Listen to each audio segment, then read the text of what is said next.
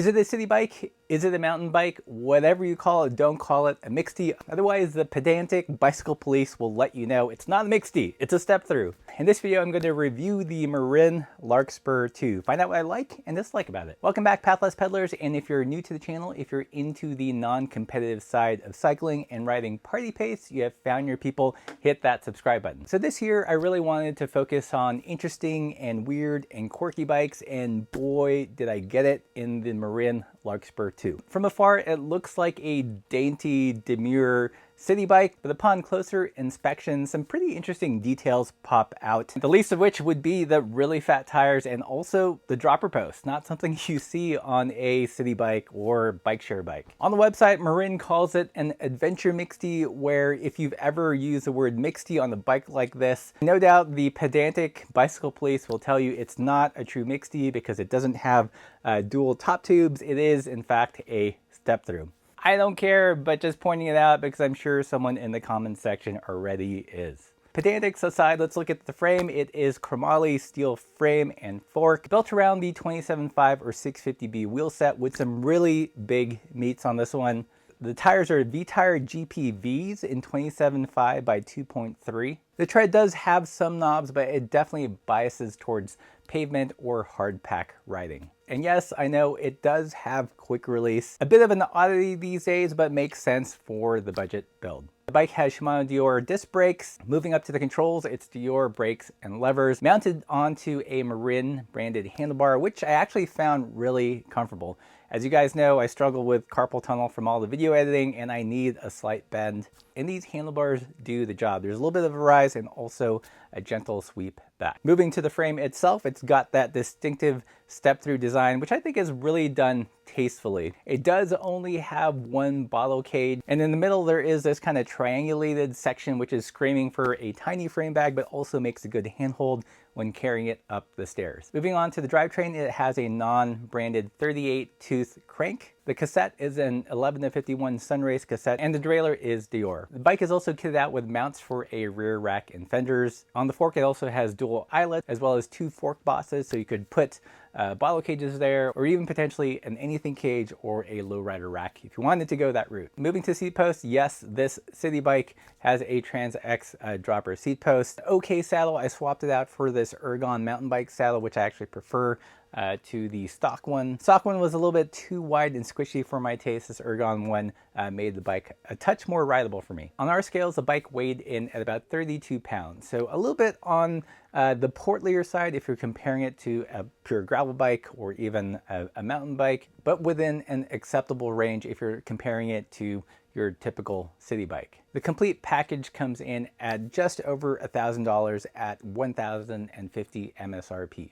Enough of the specs. How does the bike ride? I've ridden a handful of city type bikes and bike share bikes, and trust me, this bike does not ride like those bikes. I rode it on my typical test loop, which involves a fair amount of climbing on pavement, then on dirt, and then dirt descending. And to me, this bike actually rides more like a mountain bike. It has a relatively slack head tube angle at 69 degrees, and when you calculate the trail is actually pretty high at about 81 degrees. It's not super slack like a modern mountain bike, but definitely on the slacker side when you compare it to more upright Dutch-style city bike. How this affects the handling is the front end definitely has that slower kind of mountain bike steering feel. It's not twitchy like a really compact and swept back city bike or bike share bike. Definitely leans on the stable side. Another contribution to the high trail feeling is the wider tire. This isn't a tire that you would see on your typical city bike. This adds more of that mountain bike feel to it on the front end. On slow, steep climbs, there was a bit of wheel flop or drunken goatiness, like as I like to call it, especially when I was climbing on the ends of the bars. For me,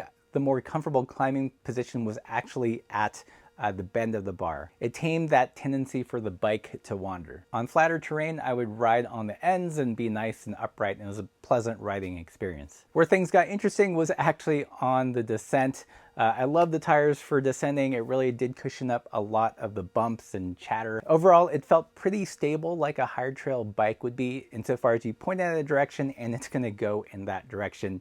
You basically aim the bike. I did notice that although it had the stability of a high trail bike, there was some kind of micro wobbles. I couldn't tell if that was potentially the slightly less stiff fork because of the quick release, or because the frame wasn't triangulated like a diamond frame bike. So I personally probably wouldn't take this on very technical or rocky mountain biking, but the occasional gravel road, gravel trail, this bike will handle it with aplomb and grace. Moving to the rear of the bike, it does have a longer chain state at 440. I found that this added to the smoothness of the descending. I think if you were to judge this bike from afar without riding it, you'd probably assume it was a terrible climber. I actually found it did surprisingly well. When you stand and climb, because of those swept back bars, it puts most of your weight right over the bottom brackets. You can really use your body weight to get up the hill. Seated climbing is where it was a little bit more challenging. I found that if I was on the ends of the handlebars, they put me fairly upright and I could only use my quad. If I grabbed the hooks of the bars and leaned forward, I could activate the larger muscles in the glutes and the hamstring. So a mixed bag, and it does take some form, but actually climbs surprisingly well. Probably the biggest hindrance is going to be the weight of the bike. I did feel those extra pounds going uphill. So what are my likes and dislikes with the Marin Larkspur? The first big like is actually the handling. It's goofy fun. It totally defied my expectations of what I thought it would ride like compared to when I actually rode it. I was expecting kind of that twitchy, quick handling feel that you would get from a typical city bike, but found that it was more mountain bikey by nature. And yes, although it was on the heavy side, it actually climbed fairly well and descended pretty well. Another big like is I think for the price, it's fairly well spec'd. You get Shimano Dior disc brakes, you get a dropper post, which yes, I did use while descending. Probably not so much when riding in the city, although I could see where a city rider would still want to use the dropper. Let's say you're fairly new to cycling and you want both feet planted, you could lower the post at a stoplight, or if it's a bike that's shared within a household with different height riders, you can fine tune it rather than undoing the seat clamp and moving the saddle up and down. So I know there's already people riding, why a dropper post? But yes, there are some uses. And I, for one, am glad that it's on this bike. Another big pro of this bike is if you take it up your local gravel climb or your local trails, it's definitely going to turn some heads. People are going to be wondering why you're taking a city bike on a grav ride, but trust me, it's actually pretty capable. More capable than people would give it credit for. And lastly, for the price at just over $1,000, you get a fairly well spec'd out bike and definitely an interesting bike. Most lower price point bikes don't take a lot of risks and they tend to use tried and true formulas. This bike, I think if you're into interesting bikes and are on a budget, this is an interesting bike to check out. Of course, it's not all sunshine and roses. Let's talk about the cons. And the first most noticeable con is the weight. At 32 pounds, there are definitely better bikes to ride your local gravel race, but again, this is not what this bike was intended for. If you compare it to other bikes in that city bike niche, it's actually about par. Another con is that although I like the overall geometry of the bike, I did find that kind of loose shimmy going down some steep rocky stuff a little disconcerting. It would give me pause taking this bike on more technical terrain, but again, not what the bike is intended for.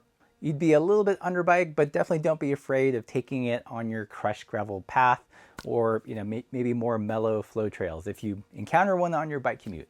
Another con is that the step-through design is not for everybody, especially for those with very fragile sense of masculinity. I, for one, like it. I think everyone should try one or own one in their stable just to mix it up. So who is this bike for? I think if you're looking for a more upright commuter's city bike, then this is a good choice. The addition of the dropper makes it easier to fit different height people in a household, or for newer riders or less abled riders that want to lower the saddle for whatever reason. The stable front end geometry definitely lends itself to that kind of rider. Or on the other end of the spectrum, if you're a bike enthusiast and want a fun around town bike that you can also take on some trails or turn some heads at a gravel ride, this is definitely a bike to check out. But that's what I think. Let me know what you think of this step-through not a mixtie from Marin. I'm sure you're already typing away. If you found this video helpful or entertaining, be sure to stop by our Big Cartel shop and help support the channel. This channel is supported by our Patreon supporters and all the people that buy postcards and stickers and pins. So if you like our perspective, consider supporting the channel, and as always, keep the supple side down.